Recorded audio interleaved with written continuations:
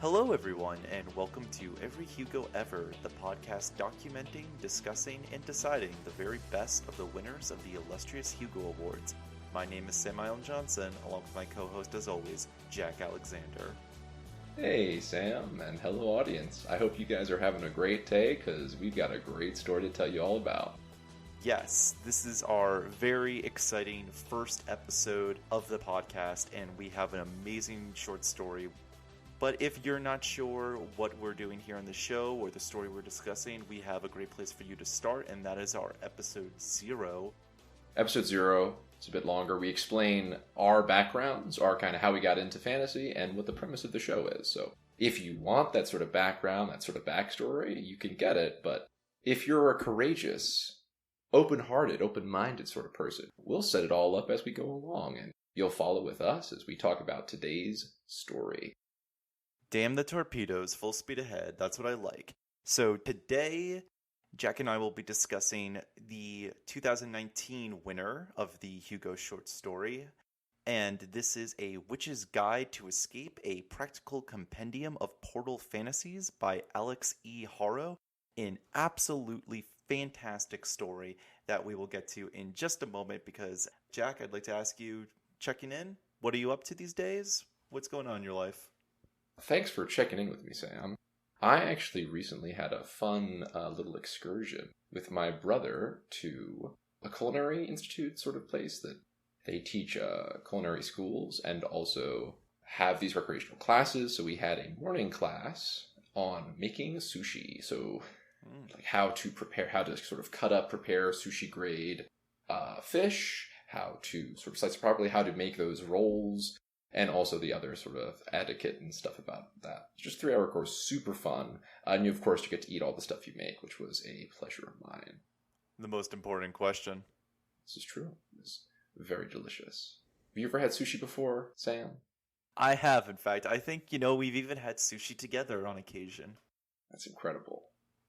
Let me check in with you, though. What have you been up to? What's been bringing you joy? Not too much these days here in Massachusetts.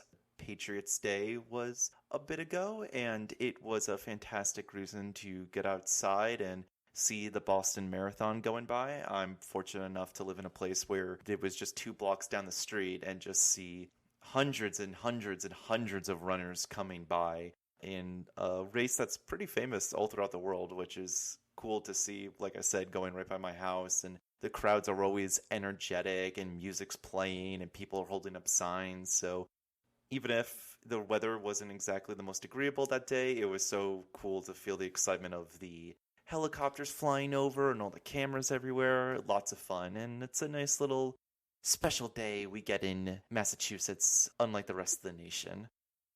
We are also big readers, of course, for many books besides Hugo Award-winning short stories. So what have you been reading lately? I just finished yesterday the New Directions anthology of classical Chinese poetry. Because something about me, I'm usually reading about 3 books at once. I usually read a book of fiction, a book of nonfiction, a book of poetry at any given time. But I just finished this volume of poetry edited by Elliot Weinberger. It's interesting because it combines excerpts from different books of translation by multiple different poets, like Gary Snyder, William Carlos Williams, Kenneth Rexford, like a bunch of these guys who've translated these. And you even have sometimes 2 or 3 or 4 translations of the same poem. And it's this really interesting overview both of the history of Chinese poetry from the earliest AD years to about the year 1200, and also an overview of the translation of Chinese poetry and how it's evolved over the past 100 years into English. So it's a really, really fun story to read. Some of the poems I really, really loved, but it was just interesting to see that use of language and its evolution over time. What about you, Sam? What have you checked out recently? So I just wrapped up A Writer at War, which is the World War II writings of a Soviet journalist, Vasily Grossman. During the war, he was a journalist for the Red Army newspaper, and this was all of both his article writings, but also various essays and journal entries from his time embedded in the Red Army on the Eastern Front. And it is every bit as brutal as you can expect. I should also say this was edited and put together by Anthony Beaver, who did an amazing job of detailing everything that was happening and locating and researching all of these writings, including many of which I believe were censored during the Stalinist era. But here we get to see all of his real thoughts on the battles and the citizens going around him. Of course, the climax is he was deeply embedded in with the army during Stalingrad and then following them all the way to Berlin and really getting a sense of how both he and the world around him is just dealing with all of this death and destruction and every horrible thing you can imagine. Really appreciate because it also had the entirety of his essay, The Hell Called Treblinka, which is when he came across the Treblinka concentration camp, which is, yeah. So anyone who's interested at all in World War II from a USSR perspective on the Eastern Front, definitely worth checking out. Amazing bit of reading. It's really pushing me to check out his fiction book, Life and Fate, which is basically described as War and Peace, but set in Stalingrad, and that's all you need to say to grab my attention. So, fantastic read. So now we're going to move on from talking about us, talking about the Hugo Awards. Before we start talking about the actual short story, we're going to give you a bit of context looking at this year's other Hugo winners, because if you weren't here for episode 0, we pick the years at random. We use a random number generator to kind of send us one direction or another towards what our chosen story is. So we don't decide what year we're doing. This year, our pick was 2019. So I'm just going to give you a brief overview of the other winners before we talk about the short story specifically. Best Novel in 2019 was won by The Calculating Stars, a novel by Mary Robinette Kowal.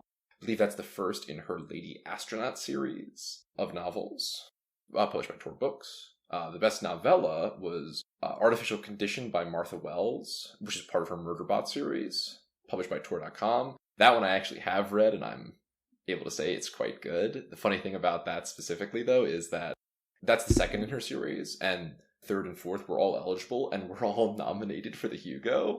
But she kind of took all but one out of the running, which is, good thing she gave the others a sporting chance, because it's a great series, but it would be kind of sad if 3 out of 5 nominations were just from one series.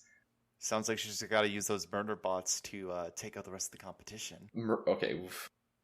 Murderbot, the whole point of Murderbot is that he chooses that he doesn't want to have to kill people anymore, Oh, that's good. Yeah, that's good. We shouldn't make sentient beings do murders if they don't want to. That's what we have Agent 47 for. That's true. Is he really a sentient being, though? Okay, best novelette. If at first you don't succeed, try again by Zen Cho, which is from the Barnes & Noble Sci-Fi and Fantasy blog, which I did not know existed, that blog, until now, so I should check that out, I'll be honest. Best series is Wayfarers by Becky Chambers, which is her series that starts with Long Way from a Small Distant Planet, I think. And then that is our other winners, but what about the short story? Who were our runners-up? Oh, I'm sorry, one more thing. This is the year that Archive of Our Own won the best related work. So technically, if you have written some fanfic on AO3, you are a Hugo Award-winning author. Congratulations. And I have read some amazing stories on AO3, so a well-deserved award for a very important website for, I'm sure, many people listening to this podcast. Yes. So, A Witch's Guide was able to beat out the likes of The Secret Lives of the Nine Negro Teeth of George Washington by P. DeGiulio Clark in Fireside Magazine, The Rose McGregor Drinking and Admiration Society by T. Kingfisher in Uncanny Magazine, STET by Sarah Gailey, again in Fireside Magazine, The Court Magician by Sarah Pinsker in Lightspeed, and The Tale of the Three Beautiful Raptor Sisters and the Prince Who Was Made of Meat by Brooke Bolander in Uncanny Magazine. All of those have fantastic titles, but I feel like they're also just such short story titles. The last one you wouldn't really see in a novel, but something about it just screams short story. I've not read any of these, but I feel like they are all worth checking out. In 2019, the last normal year for many of us. But we ain't talking about those, though. No. We are talking about this fantastic story ahead of us today. So, Jack, can you give us an idea of Miss Haro and some of her writings? So, the background from Apex Magazine that I'll read, which is where this was published, A former academic and adjunct, Alex E. Haro is now a full-time writer living in Kentucky with her husband and their semi-feral kids. She is the author of Hugo Award-winning short fiction, and her debut novel, The 10,000 Doors of January, was a finalist for the Hugo, Nebula, and Locus Awards. Specifically, she was actually an adjunct professor of African and African American history at Eastern Kentucky University before becoming a full-time writer. This is her only award-winning short story, but she was nominated for her longer fiction, specifically The 10,000 Doors of January and Once and Future Witches. Neither of those won, but they were nominated for both. Now that we've introduced her and we've talked about the background, we're going to go to a brief commercial break and then loop back in to talk about the story itself. See you in a sec.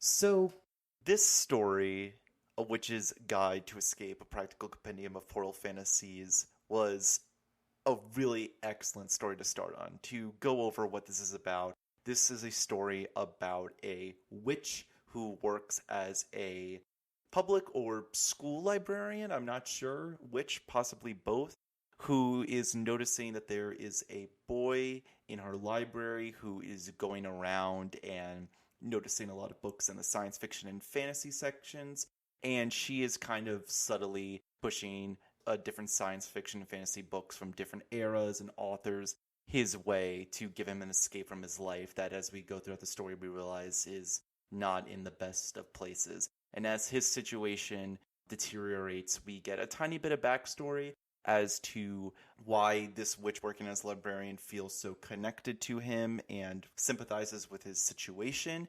And at the end, she decides to break the witch's code by giving him a book from the witch's library that is not really supposed to be seen by anyone, which is the title book, A Witch's Guide to Escape, a Practical Compendium of Portal Fantasies, which the boy uses to escape quite literally into his stories. This was a really great read about escapism, the importance of public libraries and the role librarians play in our lives, and just an amazing short story to start a podcast about stories on. It was a banger.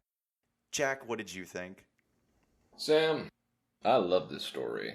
I'm a bit of a stoic person. I'm a bit of a standoffish person emotionally. I've been told that my heart is behind glass. Ex-boyfriend once told me. But I read this story in the middle of a hotel lobby, and I fucking cried. Oh, I can't cuss, can I? We don't have any advertisers yet. You can say whatever you want. I fucking cried in the middle of that. There you go. Put some heart behind it. Crowded fucking hotel lobby. And, it got me. It got me really emotionally, because this story is about trying to help someone who is fading, is almost beyond your reach, and about sort of the way we use stories to save ourselves from where we are. And I don't know, it really hit me hard. It really made me emotional. As personal backstory, I'm actually a public school teacher, and I spend most of my day working with kids like the one in the story, and it just got me emotional. But I loved it. Yeah, it's amazing that by coincidence this is the first story we read, because I thought it was such a fantastic story about the power that books can bring, and how it has a lot to say about why are we so interested in these stories of worlds that we ourselves will never be able to be a part of. It got me a lot thinking about escapism as well, and how humanity thinks as that, and just all the different stories that pushes it our way. One of the things that I thought was really unique and that I loved how it was formatted was the story is broken up by the titles and author of the books that the librarian is pushing towards the boy. So you'll see at the beginning it mentions The Runaway Prince by J.C. George and its publication year and everything. Later on, as time passed, we see The Wizard of Earthsea by Ursula K. Le Guin. And it's a really cool method of just breaking up the story into different pieces, and also getting to see the types of stories that the boy is getting to read along the way, and recognize a few of them as well. It's really effective, honestly, that specific dynamic, because the way this story works is you have the call number of a book, title in the call number, and the author of the book. And then it transitions to basically a scene where the librarian sort of looks at the kid and relates the stories to what's going on in that kid's life. And then we go to another story and another scene. And it's really, really effective in terms of pacing in this short story. And also it's just really interesting because it communicates that idea of, right, of like how these fictional books really affect people's own lives and how they relate to them. Like, you call it escapism, but like the story is about escapism, but it's almost the structure of it is almost the inverse, which is using these fantasy stories to dive in deeper into this kid's psychology. Like, the interesting thing is we never see the inside of his head. He never talks that much to the protagonist, never certainly about his emotions. So we only see his emotional state and his feelings through the way he's interacting with these books. So like, he's using them to escape, even though we and a librarian are using them to kind of see closer into him. And I actually should note, the interesting thing about backstory for this is Harrow talks about how the idea that you could tell a story through these call numbers.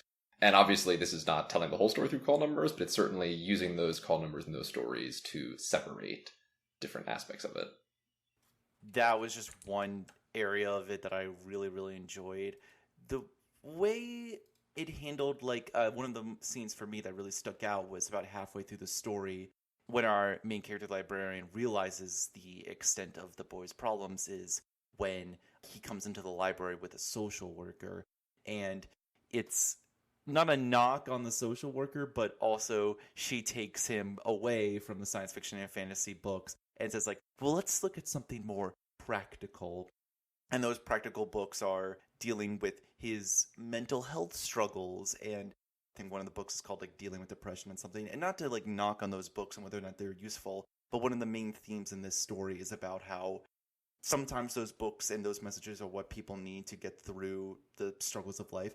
But sometimes this escapism and finding these worlds full of aliens and wizards and spaceships and castles is also just as much a medicine, a remedy for people's mental ills than just like straight up reading about it. About specifically trying to deal with the problem you're facing versus escaping it. Like, that's the interesting thing about this text, is that he gets to get away from his life. Yes. And he's a foster kid in a bad situation, and you can tell he's in a not a great home and he's trying to get away all the time. And the fantasy of this story is the magic of it, which is that he gets to get away.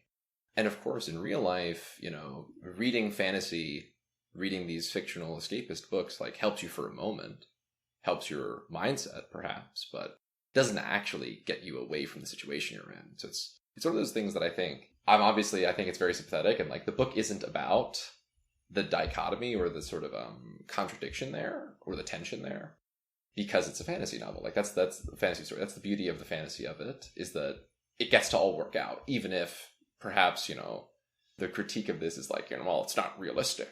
It's not realistic. He couldn't, you know, in real life, you can't go to the magical realm, sadly, as much as we might wish.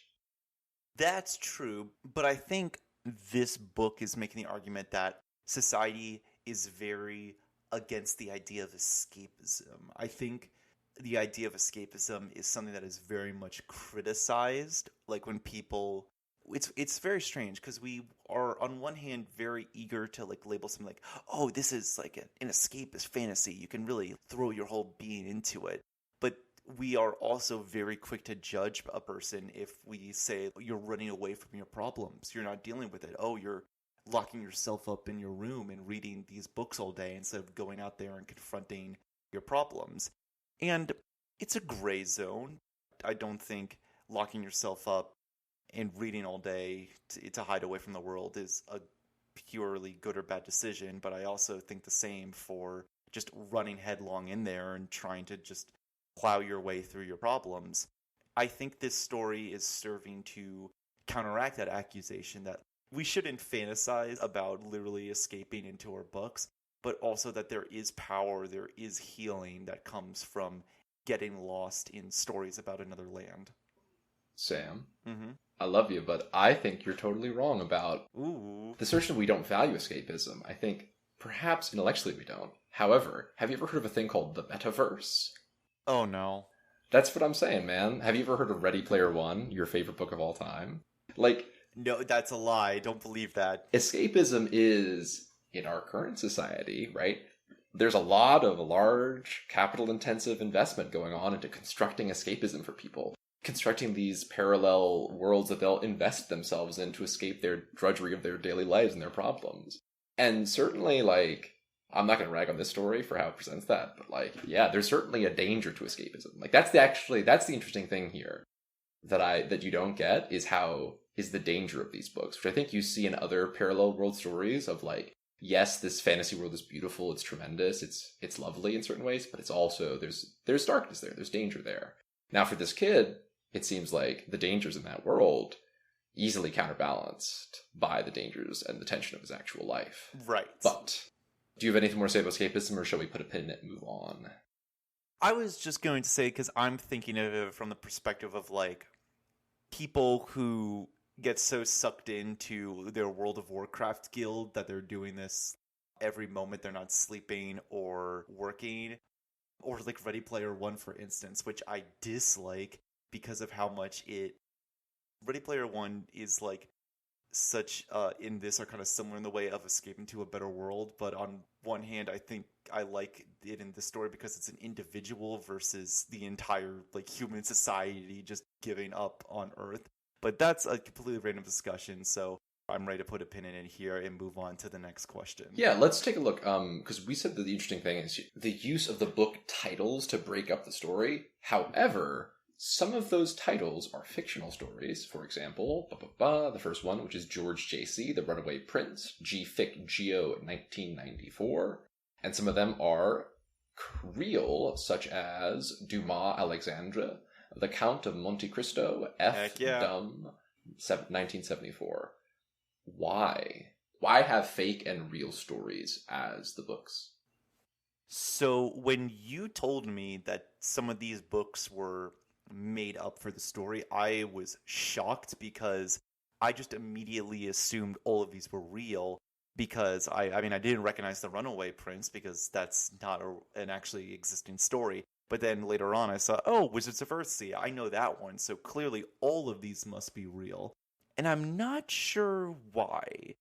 I like the idea of the writing of how it breaks things up, but it's almost like, I don't know, I wish they could have maybe committed to the bit of all of them being real, but it also shows like I feel like it's here to show the expanse of all of the different books that can be found in the fiction section of the library, ranging from the Wizards of Earthsea to the Count of Monte Cristo. Two very different books, but offering stories that can appeal to anyone in a time of stress, if need be. Yeah, I wonder, because there's an interesting choice that gets made of, it would have been interesting to me if all the fantasy stuff was fictional or invented books and all the real stuff was non-invented books, but that's actually not how it works out. It's kind of just a mix of both. I think it seems like Harrow wants to have like a very specific book for certain times, and then other times it's more general. I like the bit where you mentioned your own recognition of like, oh, I know the Wizard of Earthsea. Like, I think that's actually what she's going for there, because this is a story for people who love books. So if you write a story about a library that doesn't mention any books they'd actually know, I guess they probably would be disappointed in you. Or you would just be like Jorge Luis Borges. Do you think that's why Harry Potter is in here? Because that's like at least one book you can count on most people having read? I think so. I mean, but people have heard of the Count of Monte Cristo as well. Like those are true. Those are two pretty big ones. So I think there's just that recognition goal. Because none of the real ones are that obscure. It's not like her personal favorites. Definitely ones that are like, I think you're right. Absolutely, the real ones are going for recognition there. But the interesting thing about the books is it doesn't just stop with them being mentioned, because here, like, the books almost have intentions. They have character. They have desires. They want to be read. They want to interact with people. There's almost like a desire in them, like a desire for connection, in the same way that we human beings are social creatures. The books are social creatures that desire to be read by us. I don't know. I find that really beautiful because I love books. I love smelling them. I love holding them. And just the idea that there's almost a mutual affection there was very nice. I like library books especially because they have, like, you know, the slip covers and everything on them to help them withstand years and years of abuse and physical fatigue. I think library books have a different feel than any book that you would buy in a local bookstore, for instance. So, if it's okay with you, I'd like to move the conversation then to our main character, this librarian, who is also wearing two hats. One is a librarian, one pointy black one as a witch. We get some insights into what the witch's world is like with not a lot of explanation. It's all kept in the background, but they seem to be just as uptight as the administrators in the library she works for. I really loved her as a main character because it's very cool to see a proactive voice as our protagonist who not only has it out to help this boy who's in trouble, but also one who like deeply sympathizes him for some things that happened earlier in her life as well.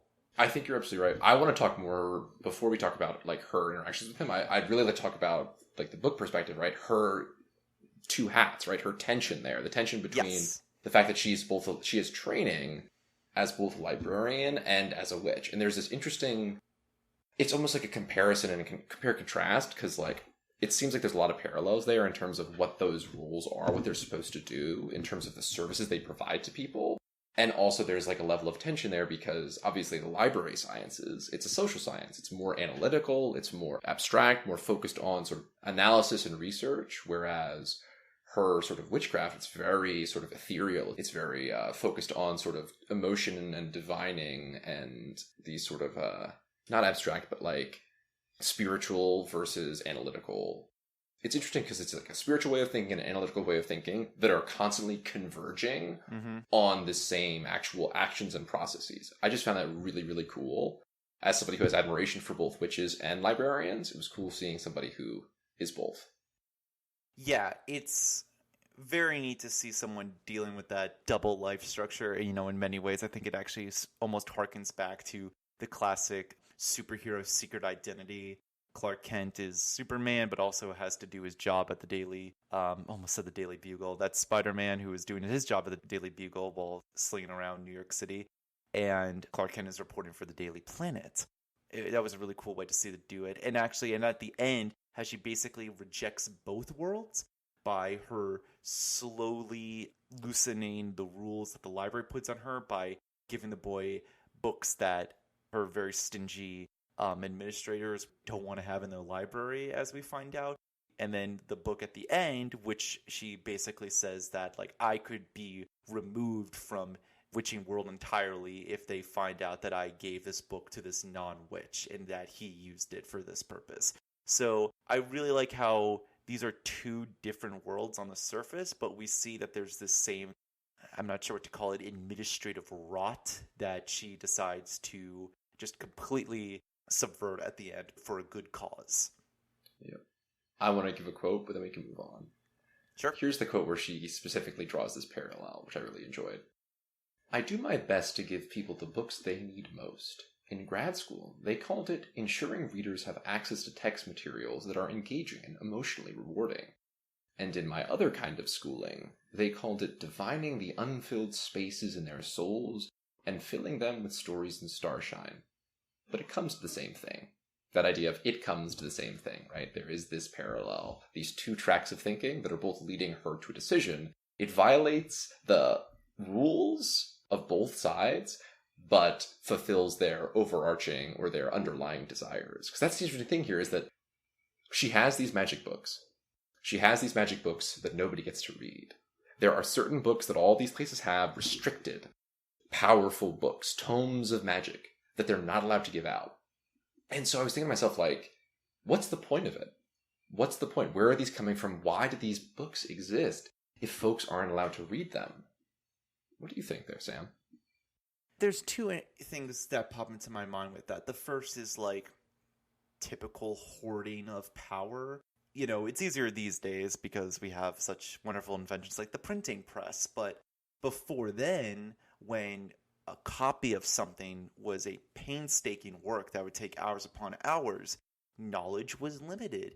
And libraries were almost in many ways like a bank that could have restricted sections that keep information out of people's hands simply because whoever was in charge decided this is information that we do not want getting out into the world.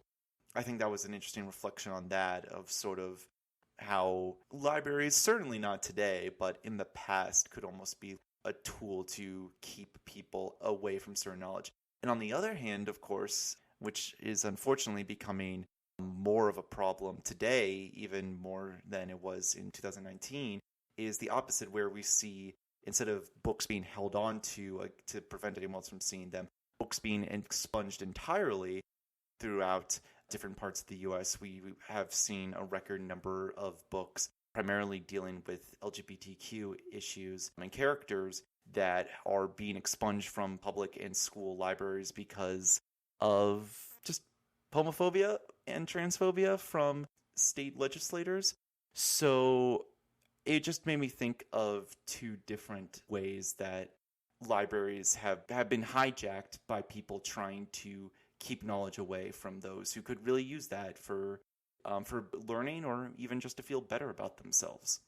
There's an interesting tension in libraries where they're both clearly public institutions and sources of public authority, and yet there's elements of them that can certainly be extremely subversive in terms of the stuff they're doing. Like, notably, I mean, obviously we have book bannings in America today, but I'm just thinking about, there was the libraries of like sexual science in Weimar Germany, basically getting completely destroyed by the Nazis because they were seen as, like, even though this was really like an academic public institution, it's harboring all these subversive ideas in it, and it's actually giving people access to these subversive ideas, and they're using them to question authority.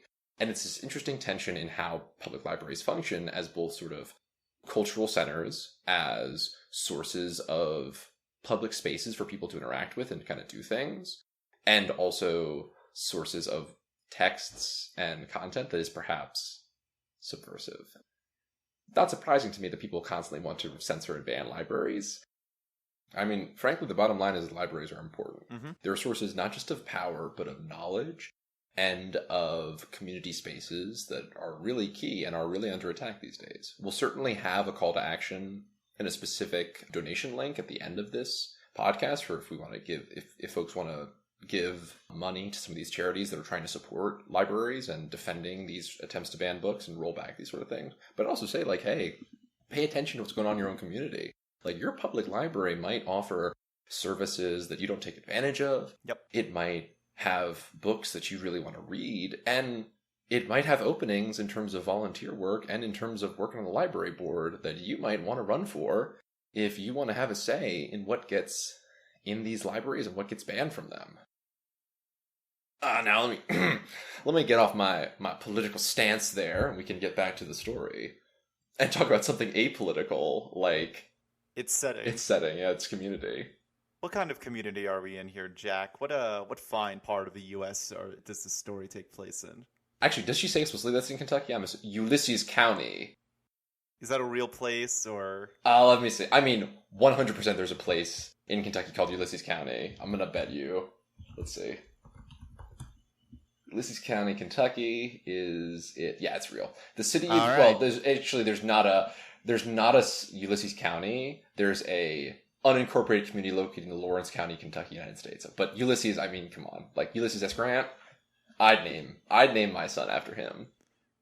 And we all should. Why would it be in Kentucky, though? He didn't have anything to do with Kentucky. If you're a Union man, you should name your town. You should name your son. You should name your whatever you need to name after a man like Grant.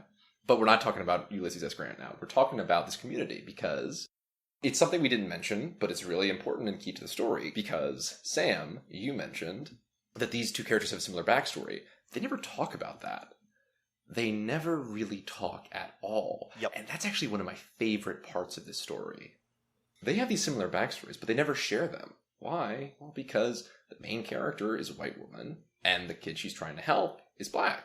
And so there's this real difference there, and there's a real distrust from him to her. And that's one of the things that I found most affecting and most convincing about this story was, how do you help somebody who doesn't want to be helped by you, who you can't really connect to? And so all the support she gives him is really indirect. It's all about putting tools in his path for him to take and for him to use to help himself. All these books, she doesn't give him these books. She just sets up these books so he will find them, because she knows she has that sort of librarian witch sixth sense of the books that he really wants, that he really needs.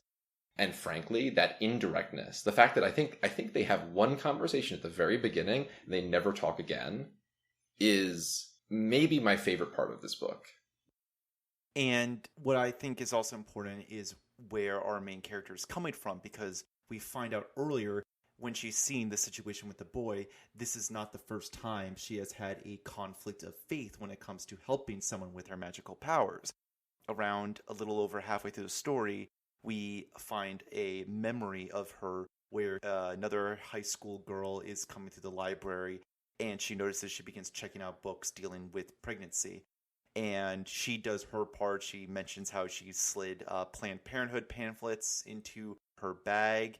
But what she's really upset about is the fact that she has a witch's tome that basically, I guess, could have provided a magical abortion, which also would have been much less complicated than a real abortion, even in Kentucky in 2019, before the end of Roe v. Wade, like today. But she didn't do that because of the rules in place by whatever the magical society is, and the girl ends up committing suicide, and this is a memory that has haunted her for, I think it's for the last 5 years. And knowing that that was the mistake, that she could have done something and didn't, is what makes it so that she sees this boy in trouble, how his life, his family situation, whatever it is, we don't get a fully clear idea, but it is clearly spiraling towards a point where she recognizes the patterns that she saw in this girl as well, and she is determined to not let that ending repeat itself as well. So that establishing moment, as well as just showing how much of this area is killing the youth, and the just awfulness of how this community is aware of all these things, but yet constantly putting guardrails to stop people from getting the help they need, both from her librarian self and on the wizarding side as well.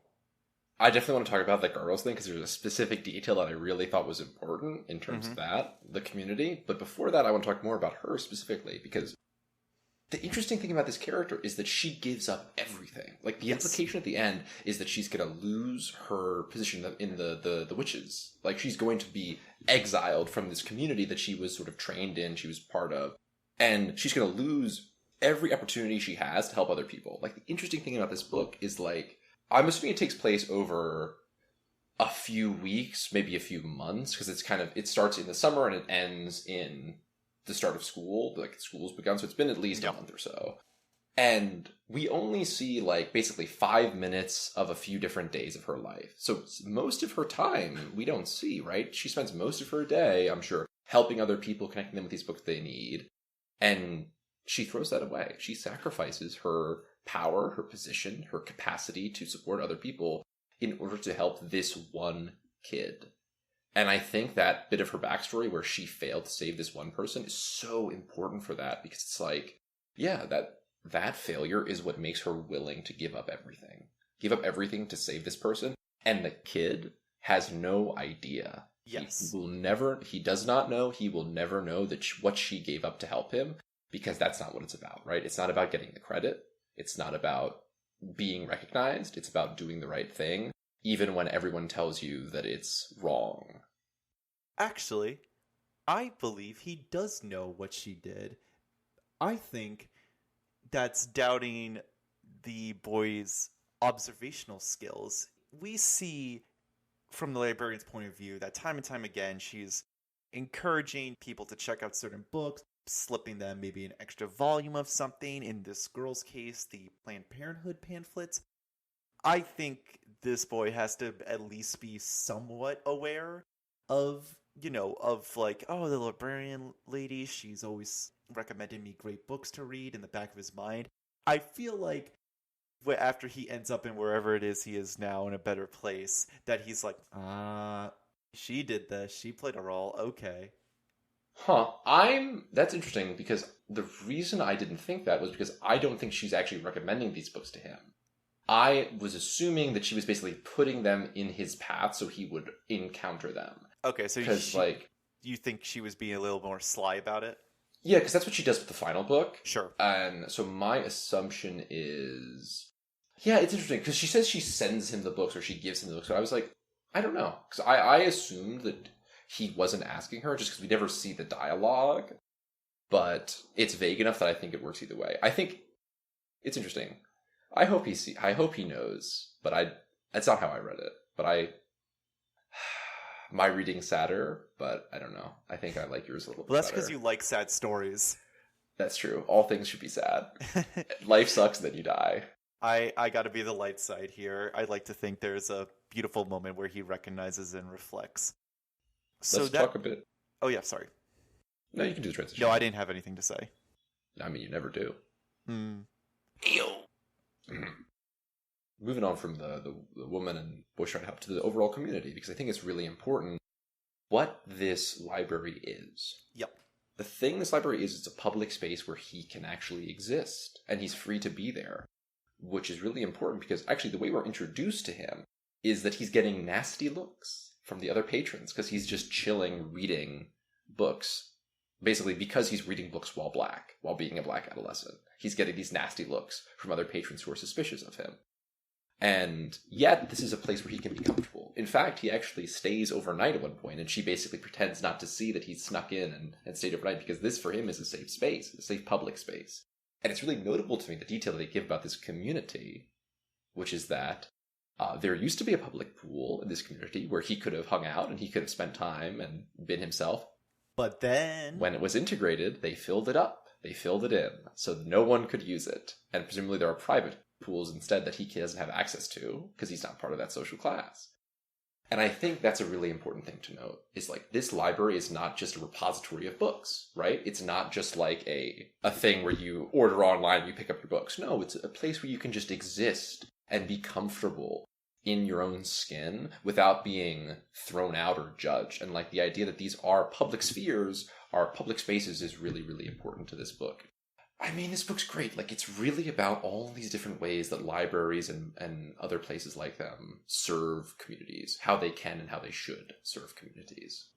It's important for me too, because I think about my own public library near me, which it's fortunate enough for me is about a 5-minute walk from my residence. And it provides not just a place for me to pick up books for free, but it's also a place where I could use a computer or I could just hang out. I go there often to just sit down and work on my laptop. And it's utterly bizarre to me these days that we hear a lot of outcrying from people about how, Americans are lacking a third space, that place where we can exist and be ourselves and spend time outside of home and work. And for a lot of people, it could be like a community pool or a public library. For decades, it was traditionally like a church or some sort of religious institutions. But all we're doing in this book, as you mentioned, they filled the pool up with cement, and then they're chastising and mocking this person for enjoying one of the few public resources left in this community. What else is he going to do? He's a student. Like, he doesn't and frankly shouldn't have a full-time job. And we get the sense that his family life is not healthy. So it just shows how important these places are to exist outside of work and home or school, and how unfortunately so many forces are coming to tear them down. This is the part where I think you could mention that awful Forbes article from a couple years ago where some PAC mentioned, like, we should remove all public libraries and just have buildings funded by Amazon. I'm not even going to bother linking that story because it doesn't deserve a click, but just public libraries are good. They're full of great resources, and we should all be supporting them for all the great and small reasons. For as small as you should be able to get books you want for free as part of a community, or you're someone who just needs a place to escape from everything, like this boy in the story. And I think it's even more important in terms of having that public space, having that capacity for impoverished or otherwise disadvantaged communities, because, right, like, frankly, you might not have a lot of that stuff. If there lacks private investment, if you lack a lot of these sort of stable facilities there, like, maybe the library is the thing you have. And frankly, maybe it's going downhill because there's not enough property taxes and there's not enough funding for it. Like, I'm just looking at, and it's not just true of libraries, of course, true of schools and other stuff. All these things that are reliant on local subsidies, like, there is a real tension there in terms of these public spaces that are so valuable, and yet the people who probably need them the most, the people who probably have the smallest personal libraries, let's say, might not have access to the highest value ones in terms of public libraries and school libraries. Like, I'm just looking right now at how she talks about race. I'm looking at some statistics from New Jersey, where I'm from. Like, local property taxes in majority white districts are about $12,000 per, I believe it's $12,000 per pupil or per person. Whereas Black and Hispanic communities are less than half that. So you're talking about a budget that's half of what it is in these other communities because of just the amount of value per pupil in terms of that it's able to provide. And I can certainly see that in my own. I teach at a school that's majority Black and has extremely tight budget constraints in an inner city. And we don't have a library in my school. And it's something that bums me out every day, is that we have no public library. We have some shelves. We have some shelves in a common area that you can pull books from if you want, but there's no facilities there. Versus the school that you and I went to in our this little town we grew up in that has really high property values, that is majority white, had a huge, enormous, gorgeous school library. And it's the inequity of it that bums me out. There's the lack of resources, that's the problem. But another thing that is highlighted in this story is that, unfortunately, sometimes you can get stuck with, in this situation, or both, of administrators who are against the ideas of public libraries as well. At one point in the story, the librarian mentions that every year she puts forward a list of books that she thinks the library should buy to have in the collection and circulation, and that the head guy is a Baptist minister who is often very quick to knock down any of her recommendations that maybe go against his personal, I'm going to assume, evangelical beliefs. And the way certain genres and books are thought of, I mean, we've already mentioned before all of the queer books that are being challenged across the US for the audacity of having queer characters, but also even just like casual throwaway line about how kids who spend too much time in the graphic novel section should be reported. And yeah, for whatever reason, this bizarre assumption that graphic novels are not quote-unquote real books, and that the delinquents who spend time reading them have to be like kept an eye on by school administrators. It bumps me out that, in the same way that you do, that thing that this story highlights is not only is it a lack of resources, but sometimes you get people in charge who are just so against the ideals of what a library should be that even if it had all the money in the world, it can't fulfill its own purpose because of self-sabotage. I think that's absolutely right, and that's why it's actually very important for you, dear listeners, to pay attention to who is in charge of your local library and what they're doing, because hopefully they're good people, but frankly they might not be.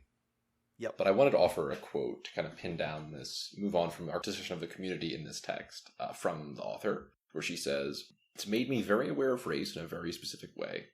It's true of the entire country and most of the developed West, but the problem of the color line is at the poisoned, twisted heart of us. Every good thing I love about the South is tainted by it, even partially created by it.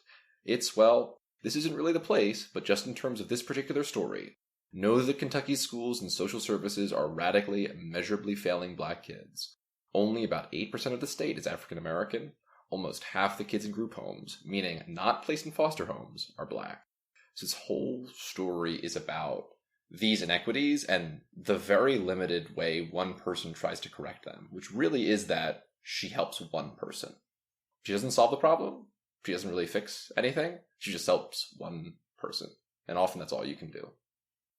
Yeah, it's really great to see like the author and how she took these thoughts and realizations and put them all into text like this. That is a great awakening for anyone who might not have been just aware of how important these issues are to millions of people across the world and how vital libraries are to your local community. So, as Jack has said before, we're going to have a call to action at the end of this.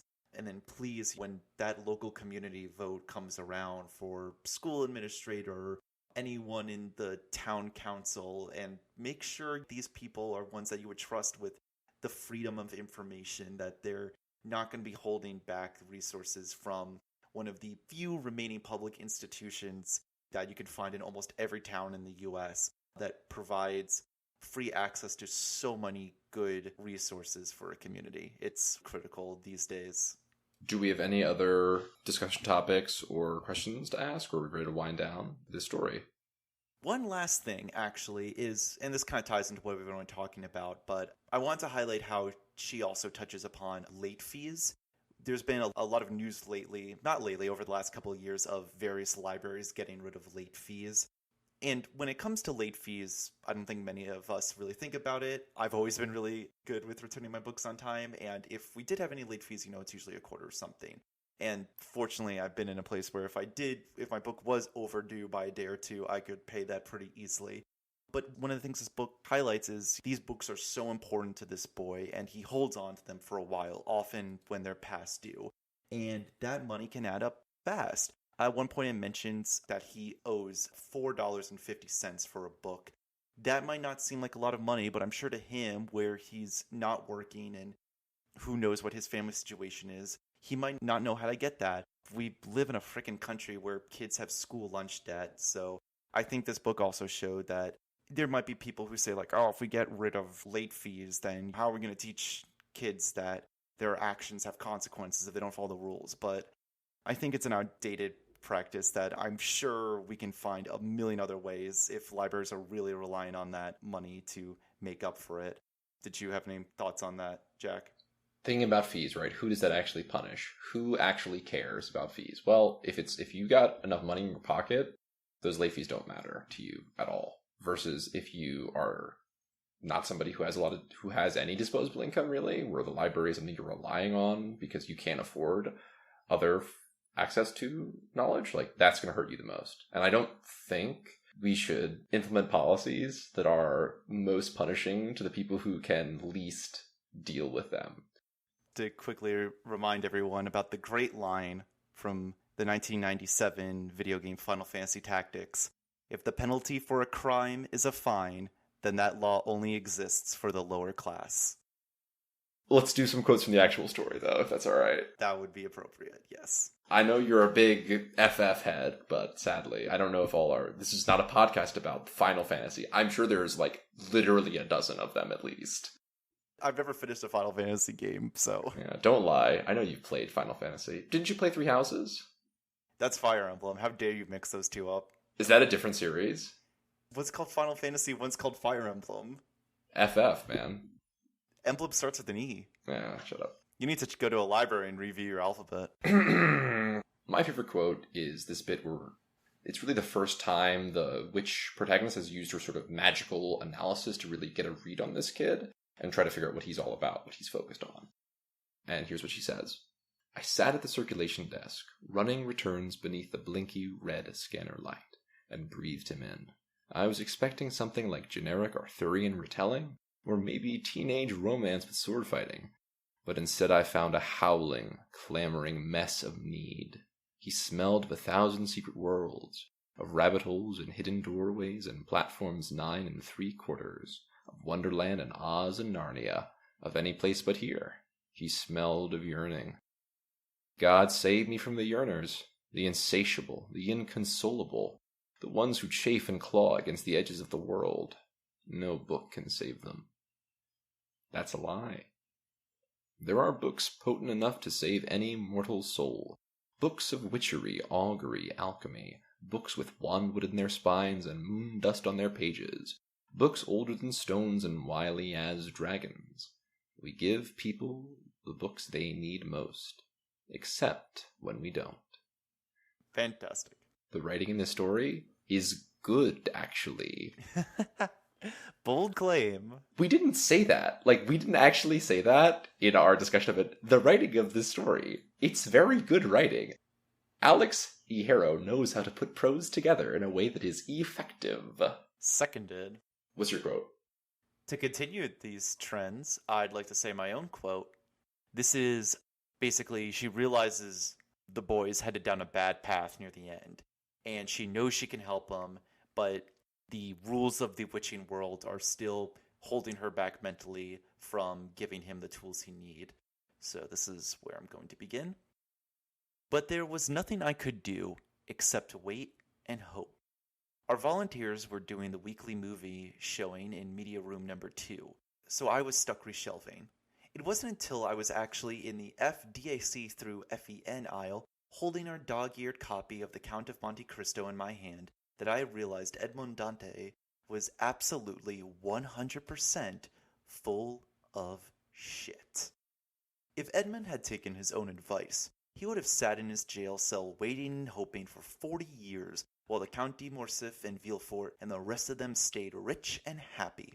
The real moral of the Count of Monte Cristo was surely something more like, if you screw someone over, be prepared for a vengeful mastermind to fuck up your life 20 years later.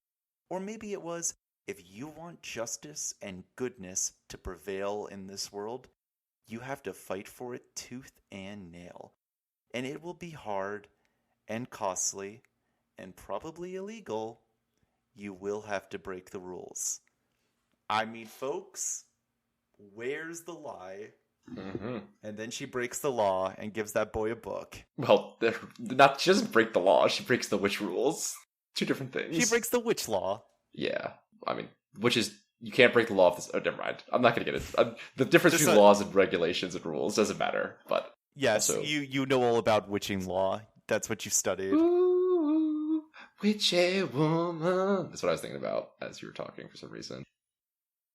So, with our story discussion concluded, we're going to move over to one of my favorite parts, which is recommending to all of you great listeners some related media that you might be interested in if you enjoyed this story.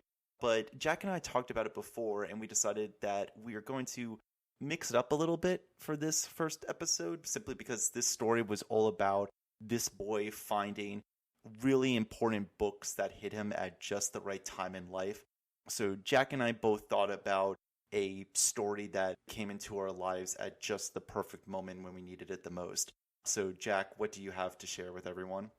I'm going to share a book that really affected me when I was younger, when I was a boy.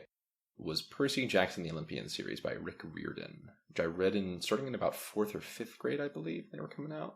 And those of you who don't know, that's a series of books about a kid who's a demigod. His name's Percy. He deals with the Greek gods and comes within that.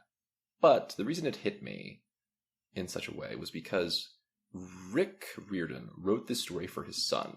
His son is dyslexic, has ADHD, so Percy has dyslexia and ADHD. And in fact, the story argues that those things that society perceives as flaws or things wrong with him are actually virtues, and that he's just in a situation he's ill-suited for. And as a kid who had ADHD, who had autism, or has both those things, and whose brain didn't work right, according to other people I knew in terms of how their brains work, it was really comforting for me to see this place where, hey, sure, this kid, Percy, he doesn't really have the brain that everybody wants. He doesn't have he doesn't perform social expectations in terms of the way he thinks, the way he behaves. And yet he still has value. And yet his actual distance, his difference it's actually itself a virtue. And I needed that at the time, as when I was a kid and when I was becoming aware of myself as different from everyone else, that I needed somebody to tell me that it was okay. So I will say that first Percy Jackson series by Rick Riordan, honestly, the sequel series is probably better, but that's not the series that hit me at the right time. The original series is the one that hit me at that perfect time. I am going to share the Tatami Galaxy, in anime by the studio Madhouse and directed by Masaaki Yuasa. You may recognize his work. He has a very unique style that is instantly recognizable. He's done a ton of great work, such as the film The Night is Short, Walk On Girl, Keep Your Hands Off Izuken from 2020, which is fantastic, Japan Sinks, Devilman Crybaby, Ping Pong, the animation as well. This is a series about a third-year college student who, in the opening of the first episode, walks into a ramen joint in the middle of the woods and is basically fuming over the fact that he feels like something we don't know about on campus. He has completely ruined his college life, has been socially ostracized and run out, and now the perfect life that he dreamed for himself is all over. But turns out that the other patron at the ramen place is a Shinto god who overhears his story and sends him back to his first day of college. And each episode is this student basically trying to use the loop to make the perfect college life for himself. And because it resets each episode, you can kind of imagine that things always go wrong in the 22 minutes of each episode. Not to spoil how it ends, but I watched this series right at the beginning of my junior year of college after a very difficult sophomore year where I felt like things were going not as I had planned. And this show really pushed me to do the things I needed to do to make the life for myself that I wanted. And junior and senior year ended up being the best years of my life so far. Trying to recreate that energy with me all the time, and a really amazing show for anyone who's just feeling like they're in a little bit stuck in life at the moment. Okay, folks, that's about it with us. We'll come back to the story when we do episode 11 on our ranking episode of all these different short stories against each other. But for now, we're leaving this story behind, and what are we going to read next, Sam? So we are still going to be remaining in the 21st century, but right at the turn of the millennium, because in our next episode, we will be moving back 19 years to read the winner of the 2000 Short Story Award, which will be Micheal Swanwick's Scherzo with Tyrannosaur. And I believe we're going to be seeing Mr. Swanwick many times on this show. All right, I'm looking forward to it. And if anyone is interested in finding us online, you can find me streaming at twitch.tv/SamuelJohnson. Where can people find you, Jack? They can't. If you want to find me, don't. Elusive as always. All right, everyone. Thank you so much for listening to this first episode. We're so happy to have you along for the journey. See you next time. Be good. Thank you for listening to Every Hugo Ever. If you enjoy the show, please leave us a rating and review on a podcasting app of your choice, wherever you listen to it. Make that rating as high as possible, maybe 7 stars. You can also support us on Ko-Fi through a link in the episode description. Follow us on Twitter at Every Hugo Ever for show updates and other fun. Send us questions, comments, and your own reviews of our reviews at everyhugoever@gmail.com. This podcast is not affiliated with the Hugo Awards or with Worldcon. See you next time. I hope you have a wonderful rest of your day.